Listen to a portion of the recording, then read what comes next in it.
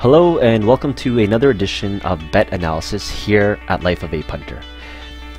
This week we will review the bet that we took in the Rayo Vallecano versus Celta Vigo match in week 21 of La Liga.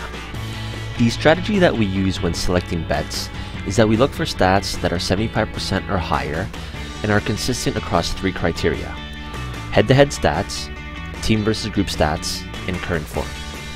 So let's use the match day page because I want to show you the stats as to why we went in for the bet that we did, which was first half over 0.5. I'm going to scroll down and click on the Rayo Vallecano versus Celta de Vigo match to show you the head-to-head stats, and I'm just going to use the filter menu options to change this to last 3 seasons.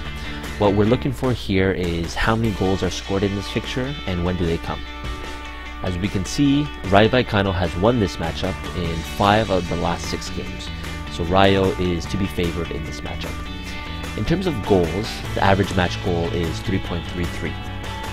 And first half over 0.5 has hit in 100% of the matches head-to-head. Looking specifically at Rayo Vallecano, they scored in 100% of the time in this fixture, and specifically 83% of the time in the first half, while they've only conceded in 33% of matches versus Celta de Vigo. So at first glance, what this tells us is that Rayo Vallecano will win this match.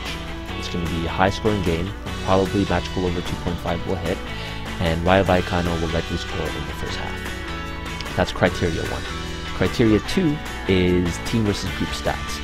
If you look in the banner, in the header banner, you'll see that Rayo Vallecano is a group 3 side, and Celta de Vigo is a group 3 side.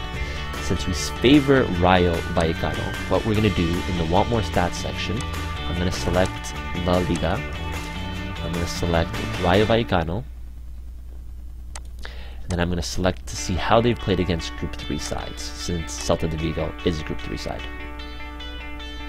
Again, this is going to show us how Rayo plays against Group 3 sides in the last 3 seasons. Specifically, the average match goal is 3.31.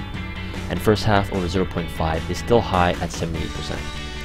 Looking specifically at Rayo, they've scored in 86% of the time in this fixture and conceded 67% of the time. One last check that I'm going to do is I'm going to change this filter menu to home because this is a home matchup for Rayo. Average match goal still 3.44, first half over 0.5 is 83%. And Rayo has scored in this fixture 94% of the time, conceded 67. So still looking good with the second criteria of a first half goal and Rayo Vallecano to score in this matchup. The last criteria that we're going to look at is current stats. So what I'm going to do is go down to the very bottom in the Want More Stats section. Instead of group 3, I'm going to select overall and click on go. Since we were looking at last 3 seasons, I'm just going to select this season from the filter menu option so we can see how Rayo Vallecano has played overall at home this season.